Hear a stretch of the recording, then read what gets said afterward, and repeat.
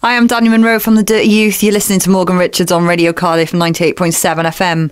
Hey, I'm Morgan Richards from Radio Cardiff from 98.7 FM, and I'm very pleased to say that I'm here at the Sun Sonic Studios in Cwmbran. I'm joined by none other than the incredible hard rockers from South Wales. This is, of course, the lovely Danni from the Dirty Youth. Hello. Hey, you right? Good, thank you very much. Yeah, how's things? Awesome. Yeah? Yeah, we're going on tour next week. Everything's great. Okay, well, great to hear. So, Danni, of course, it's no secret that this past year or so, you guys have been extremely busy behind the scenes, getting everything ready for the release of your second full-length studio album titled Goldust, that's set to drop at the end of the year, following the great success of your debut 2011 record, Red Light Fix, where everything is set to finally announce official release date after having it all done and sitting on the finished product for almost a year, along with playing a heap of shows this summer in support. I bet you guys just can't wait for everything to be released now and for people to get the record and hear it properly. We can't wait to get out on the road and obviously get everyone learning these songs, because we've been playing them for the past few months, and it's just getting everyone involved and, like I said, learning all the words and getting new stuff out there for people to listen to. Okay. Because the record's due to be released at the end of the year. Yes. Do you have any more news surrounding that yet? Yeah, basically we're going to be doing a campaign which is called Kickstarter, which is going to start at the beginning of October. It's going to run for roughly about 2 months, and then the album will be with you before Christmas. Oh, okay. So awesome. Get your stockings ready.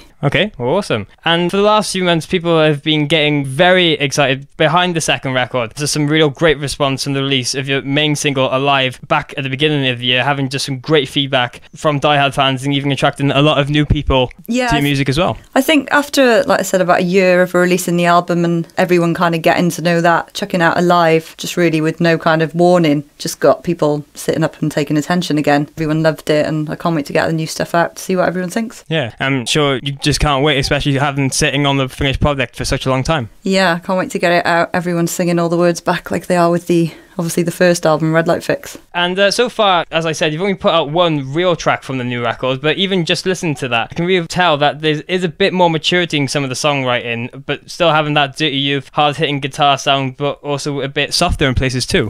Yeah, I mean, with the first record, we were touring a lot and kind of getting pushed into a lot of metal festivals, which I've got no problem with. Love a bit of metal, but we're sticking true to our roots and we're doing straight up rock and roll, which is what we're all about. So again, you've got that softer side that generally when you're a teenager you're kind of pushing towards heavy because it's more cool. But yeah, we're just doing what's true to ourselves, and hopefully you like the new style. So is it a good representation of what else we can expect for the record? Because I understand that you guys have got a couple of different things in store for it as well, even a ballad. Yeah, a ballad. This is Bondi's solo. He's going to rise up out of a pool playing with his guitar.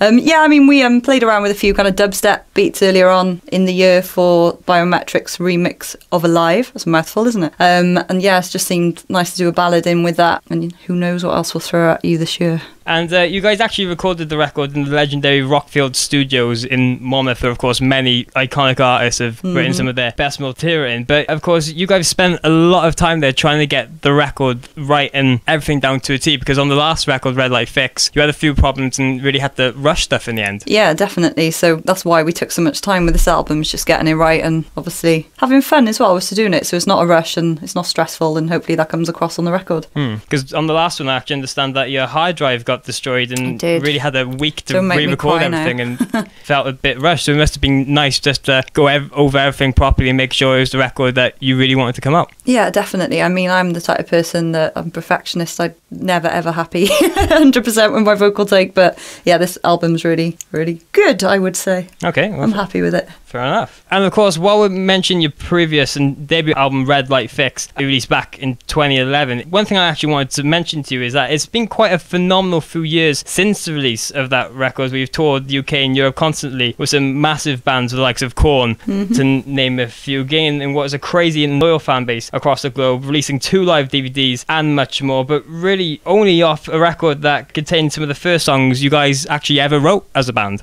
Yeah, I mean, it was amazing to get out there and tour with those bands. I mean, literally, when you kind of say it all that fast back at me, it's kind of like, we have actually done quite a lot, and it was an amazing experience. You have to pinch yourself, definitely. But yeah, just get out and tour, see me really to get that fan base and to get your music heard. Yeah, okay, well, awesome. And now having these songs you spent the last really 2-3 years preparing and writing, all ready to go, as you said, to be released in December, really just can't wait for people to hear them properly and what you've been working on lately. Yeah, I can't wait to get started on new stuff again, because we're always itching and we're always writing more every day. And another thing I actually understand with this record is that you actually spent some time with the incredible Mr. Benji Webbe from Skindred, jamming some ideas with him and just getting his feedback of some of the stuff of the new material. We did, yeah. So basically, we worked with Benji on one track on the album, and I mean, he's been a massive influence of mine since I started the Dirty Youth. So to get him and his feedback and his energy more than anything in the studio was wicked. And as you've mentioned already, you guys are very excited to be heading out on your first ever UK headline tour starting next week in Cardiff's Club Evil Bar on the 1st of October. Mm-hmm.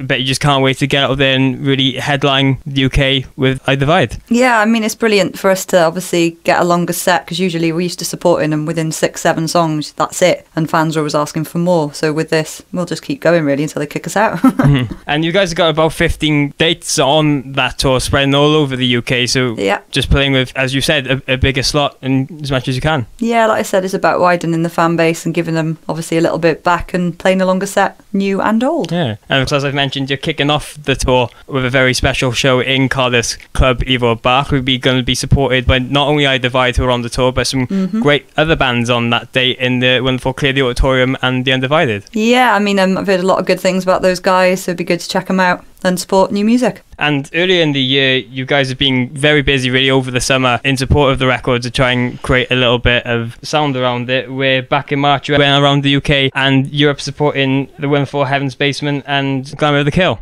Yeah, no, they were really great guys to tour with. I think out of all the bands that we've toured with, I like the fact there's a complete different style and genre of music. So, I mean, we've gone out with Korn, we've gone out with Rasmus, and it's a different fan base every time, which is great. Oh, awesome. And on that tour, you've actually started to play some of the new stuff, and it's had some great reaction from that tour. Yeah, that's mainly why we can't wait to get this album out, because everyone's turned up to the next show. It's like, where can I get the words?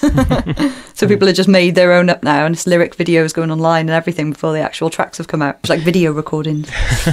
So I could get the ones out to replace them. And as I mentioned, across the summer, you've been very busy playing some of the biggest festivals around the UK, with, of course, the biggest one being Download Festival. I'm sure it was incredible to go back there and playing in front of a really packed stage on the Saturday on the second stage. Yeah, I remember going there for the first time, 2007, been every year since, and just looking at that stage, and it just seemed absolutely huge and daunting. I was like, oh my God, I'd love to do that one day. And actually getting out and doing that this year was a real pinch me moment. It seems a lot smaller when you're up there.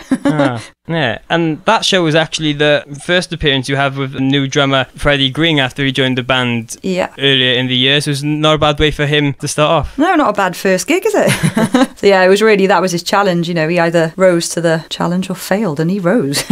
Awesome. Now, just a couple more things, Danny, before you go. Of course, another thing I have to really mention to you is the fact that back in 2012, you guys actually did a little acoustic cover of a Korn track. We did. That got very good reception, even leading to one of the members posting it online and then taking you out for a massive tour around Germany. And yeah, that was very unexpected. He was literally a few weeks before Christmas. We're just in the studio. I loved that track. I was like, let's do it. Check that up online, and wham bam, we're on tour with Korn. So yeah, it was good. Yeah, it was quite a surreal thing though, just to do a quick acoustic thing like that, for him to see it and then go, I'm going to take you out on tour. Yeah, I wish we could do that with every band we want to go out with. And now, over the next couple of months and beginning of 2015, I can imagine that you guys are going to be very, very busy in support of the new record Gold Dust, which you said is going to be released in December. Yeah. But is there anything else we can expect from you guys? You look at our social networks. We'll be announcing after Christmas a Euro support tour and UK coming up for March, so keep an eye out. I can't say any more. Okay, so many more shows and surrounding the release of the record. Yes, with an awesome band. Okay, well, awesome. We're looking forward to hearing who that's going to be. Yeah. Well, that's about it. Cheers, Danny, for having a chat with me. Thank you for having me. Good luck now with the tour and, of course, the release of the album with Kickstarter. And I'll see you Wednesday in Cardiff. Yeah, hopefully I can catch up with you again very soon. Cool. Cheers.